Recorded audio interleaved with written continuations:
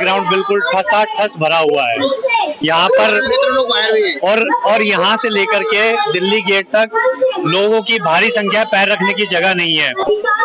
BJP के समर्थकों को नींद नहीं आने वाली है, लड़ेंगे जीतेंगे, सरफरोशी की तमन्ना अब हमारे दिल में है, देखना है जोर कितना मोदी तेरी बाजुओं में है, इनकलाब जिंदाबाद। जनता के रुख को देख करके बता रहा हूँ कि बीजेपी सरकार तड़ी पार होने जा रही है। और नमस्कार, मैं मनीष कुमार सूर्यवंशी और आप देख रहे हैं वीडियो टाइम्स।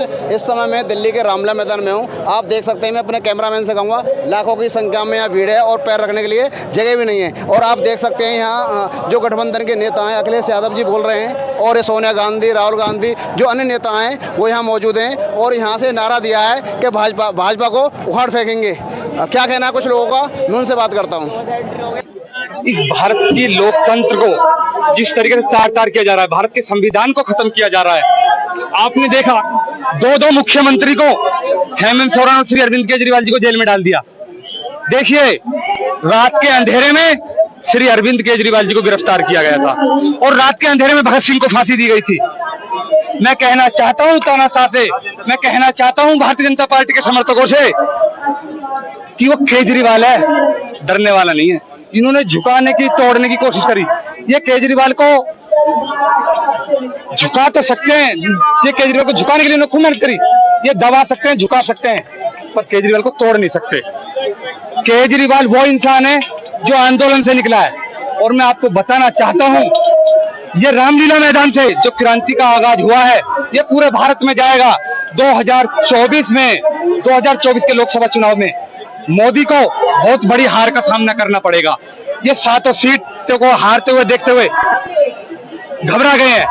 विपक्ष के नेताओं को उठा के जेल में डाल रहे हैं। क्या कसूर है केजरीवाल जी का?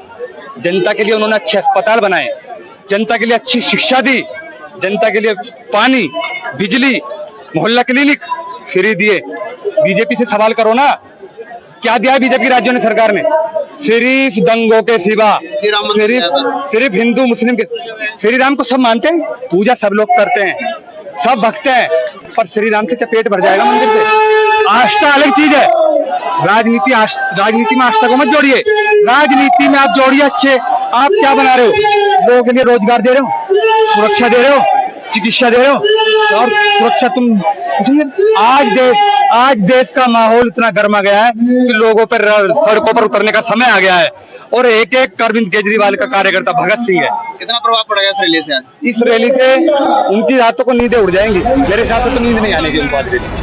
बीजेपी के समर्थकों को नींद नहीं आने वाली है, लड़ेंगे जीतेंगे, सरफरोशी की तमन्ना अब हमारे दिल में है, देखना है जोर कितना मोदी तेरी बाजुओं में है, इनकलाब जिंदाबाद। लोकतंत्र बचाने के लिए रैली किया गया है, जिसमें आज पूरे रामलीला मैदान में पैर रखने की जगह नहीं है।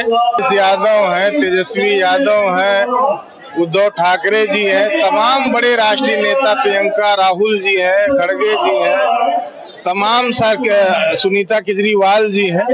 तो ये देश के बदलने के लिए रैली किया जा रहा है, लोकतंत्र को बचाने और संविधान बचाने के लिए। एक तरफ संविधान को खत्म करने, लोकतंत्र को खत्म करने वाली बीजेपी है, दूसरी तरफ इस भारत की जनता है जो लोकतंत्र बचाकर, संविधान बचा करके इस देश को शांति और समृद्धि और इस लोकतंत्र को मजबूत करने के लगा है। कि आज इंडिया गठबंधन के सभी राष्ट्रीय नेता, और आप जैसा देख पा रहे हैं, यहाँ पे कदम रखने की जगह नहीं है। और ये लोग राम के नाम पे, एनडीए सरकार जो है वो राम के नाम पे वोट लेना चाहिए। उनको कोई ये पूछे कि राम जी आज के लिए, राम जी तो कब के आ गए हैं, राम जी के बाद हम सब आए हैं, कहाँ रोजगार है? देश के युवाओं को राम की जरूरत नहीं है, रोजगार की जरूरत है। देखिए, जब ये सैलाब उठा है, दिल्ली के रामलीला मैदान से ही उठा है, और आज इंडिया गठबंधन का जो ये सैलाब आज आप दिल्ली के अंदर देखने को मिल रहा है, यहाँ लाखों की तादाद में लोग आए हैं। आदरणीय हमारे जो राहुल गांधी जी हैं और हमारे दिल्ली के अध्यक्ष हमारे अरविंदर सिंह लवली के नेतृत्व में आज जो यहाँ एक इंडिया गठबंधन का जो जन सैलाब यहाँ देखने को मिल रहा है, ये एक आगाज है। ये एक जो सरकार अपने ईडी भेजकर, सीबीआई भेजकर और पुलिस को भेजकर जो लोगों को डरा रही है, नेताओं को बंद कर रही है, उसके खिलाफ एक आवाज़ है और ये आवाज़ पूरे हिंदुस्तान के अंदर जाएगी। और जो ये इंडिया गठबंधन है, आज उन्होंने संकल्प लिया है कि वो मोदी सरकार को हरा कर रहेंगे। आज जो तानाशाही सरकार है, जो आपके बेरोजगारी, भूखमरी चरम सीमा पे पहुंच रही है, युवा बेरोजगार हैं, किसान आत्महत्या कर रहे हैं, और जो आज ये किसान आत्महत्या कर रहे हैं, उनके जो फसल के दाम उनको नहीं मिल पा रहे हैं, आज देखने को मिल रहा है कि पूरे किसान भी हैं यहाँ युवा भी हैं, यहाँ नेता भी हैं, और यहाँ हमारे हिंदुस्तान का काफ़ी लोग यहाँ पर आए हैं। दिल्ली की ईमानदारी से चुनाव होता तो अब बीजेपी के कहीं भी जो ना आने वाली नहीं है। हर जगह यही आवाज़ उठ रही है, बस ईडी, चुनाव आयोग, सीबीआई, विजिलेंस, इनके दम पे ही कोई ये इस देश की जो ना किरकिरी कर रहे हैं और अपनी भी किरकिरी करा रहे हैं। अब तो संयुक्त राष्ट्र संघ में भी बात उठ गई है कि भाई लोकतंत्र से जब चुन के आई सरकार है केजरीवाल की, तो उसे क्यों बंद करा। तो भैया अगर ईमानदारी से चुनाव होता, अगर ईवीएम हटती है और बैलेट पेपर से चुनाव हो, तो बीजेपी कहीं नहीं टिकती। मैं देश के प्रधानमंत्री जी से सवाल करना चाहता हूँ, जो हमारे देश को आगे बढ़ाने की बात करते हैं, आप उनको सलाखों के पीछे डाल देते हो, और जो रेपिस्ट, बलात्कारी, भ्रष्टाचारी, आप उनको अपनी पार्टी में शामिल करके वो आपकी पार्टी में शामिल हो जाते हैं, तो बिल्कुल वो साफ और शुद्ध हो जाते हैं। मैं देश के कानून से भी पूछना चाहता हूँ कि आज जो मैंने अपने काली पट्टी बांधी है और जो ये मेरे हाथ में बैनर देख रहे हैं ना कि अंधा कानून, हमारा देश का जो कानून है अंधा होने के साथ साथ बहरा और गूंगा भी हो चुका है, जो कि सिर्फ विपक्ष और विपक्ष के नेताओं से सवाल करता है, जो सत्ता में बैठी हुई सरकार है उनसे सवाल नहीं करता। आखिरकार क्या अरविंद केजरीवाल की यही गलती है कि उन्होंने बिजली मुफ्त दी देश की जनता को, पानी मुफ्त दिया, स्वास्थ्य मुफ्त दिया, शिक्षा मुफ्त दी, उन्होंने उद्योगपतियों के लिए काम नहीं किया, उन्होंने आपके सहयोगियों के लिए काम नहीं किया। अगर नुकसान हुआ है और पेट में जो दर्द है ना, वो मोदी जी के सहयोगियों के है। अभी तो इलेक्टर बॉन्ड जो ना झांकी है, जिस दिन ये पीएम केयर की रिपोर्ट आ गई ना, उस दिन देश की जनता के पैरों से जमीन निकल जाए कि कहां से इतना फंड आता है और कहां जा रहा है। जो भी राहुल गांधी जी ने संसद भवन में खड़े होकर कहा है, एक एक बात सच हो रही है। और देश के प्रधानमंत्री अगर डरते हैं तो सिर्फ दो ही आदमियों से डरते हैं, वो अरविंद केजरीवाल से या राहुल गांधी जी से, क्योंकि इस वक्त देश बचाने की जरूरत है, लोकतंत्र बचाने की जरूरत है। जब कि मैं लाइव वीडियो चला रहा था तो नेट चल नहीं रहा, इतना डर है देश के प्रधानमंत्री को। मेरे बड़े बूढ़े बताया करते थे कि हिटलर शासन मैंने देखा तो नहीं, सुना था, मगर आज देख लिया है मैंने कि जनरल डायर वाला शासन है कि आपको बोलने से आपका मुंह बंद किया जा रहा है। और मैं उनको एक चीज बता देना चाहता हूँ, झूठ कितना ही भी ताकतवर क्यों ना हो, एक दिन सच की जीत होती है। अरविंद केजरीवाल को इन्होंने जेल में डाला, पहले 4 सीटें का अनुमान लगाया जा रहा था, अब इस पर पूरे देश में प्रभाव पड़ेगा, 7 की 7 सीटें हारेगी भारतीय जनता पार्टी। ये मोदी जी की गारंटी नहीं है, मेहताब हिंदुस्तानी की गारंटी। मोदी जी ने एक ऐसी भूल कर दी है केजरीवाल जी को गिरफ्तार करके, जो अब उनको उल्टी पड़ती दिखाई दे रही है। केजरीवाल जी के चहेते आप देख सकते हैं, लाखों की संख्या में यहाँ पर लोग आए हैं, और आज ये रामलीला ग्राउंड बिल्कुल ठसाठस भरा हुआ है यहाँ पर। और यहाँ से लेकर के दिल्ली गेट तक लोगों की भारी संख्या, पैर रखने की जगह नहीं है। आज हर परिवार, हर घर से लोग अपने चहेते नेता, अपने चहेते मुख्यमंत्री को समर्थन देने के लिए आज यहाँ पर आए हैं। वो आज की जो हिंदुस्तान में जो तानाशाही सरकार चल रही है, उससे इतने त्रस्त हो चुके हैं कि जो भी उनके खिलाफ आवाज उठाता है, वो उसको जो है किसी ना किसी केस में, झूठ के केस में लगा करके उसको जेल के अंदर डाल देते हैं।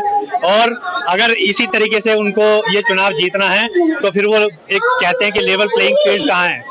आपको हर इंसान को, हर पार्टी को, हर उस नेता को वो समान अवसर देने चाहिए ताकि वो एक लेवल प्लेइंग फील्ड पे इलेक्शन लड़ सके।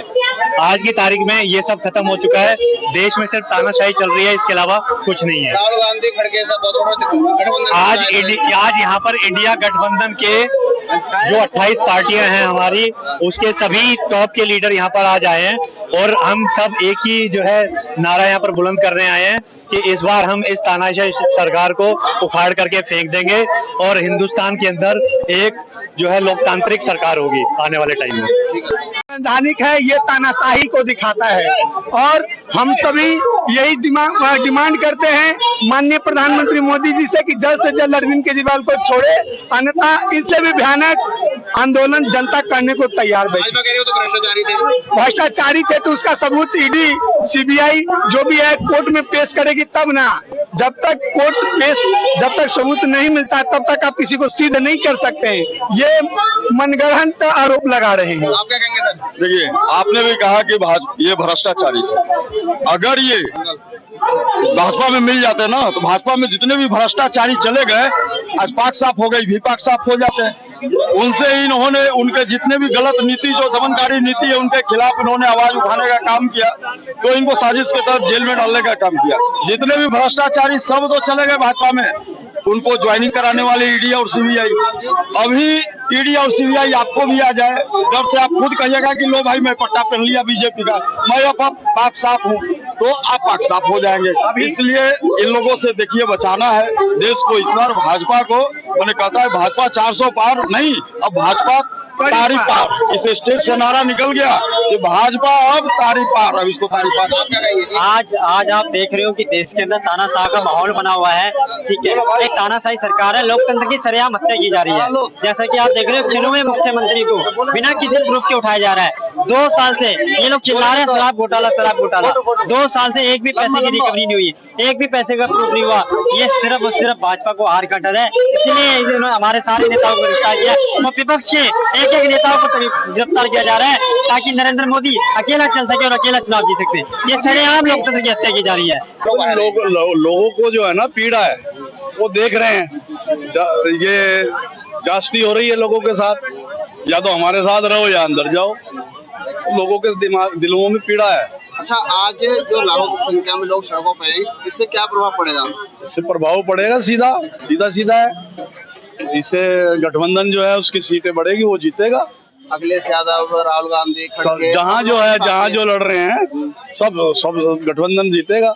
इंडिया आम जनता के लिए क्या कहेंगे आप? आम जनता के लिए सुविधा नहीं मिलेगी फिर फायदा क्या? सरकार किसी की भी हो, आम जनता को फायदा मिलना चाहिए। मुझे 50 साल का अनुभव है दिल्ली का कि मैंने आज तक रैलियां तो बहुत की और कराई हैं, लेकिन आज जैसी रैली मैंने कभी नहीं देखी। क्योंकि सारे विपक्षी जितने जो महागठबंधन के नेता हैं सब आज महारैली में आए हुए हैं, तो मुझे देखकर बड़ा एकदम खुशी हुई। और मैं तो यही चाहूंगा कि जो महागठबंधन की जो रैली को देखते हुए मैं तो ये चाहूंगा कि, और मैं क्या चाहूंगा, लाखों की तादाद में जनता चाह रही है, जो कि रामलीला मैदान में लाखों की तादाद में जनसंख्या थी और रामलीला मैदान के बाहर भी जनसंख्या थी लाखों की तादाद में, और रोड भरे हुए पड़े हैं।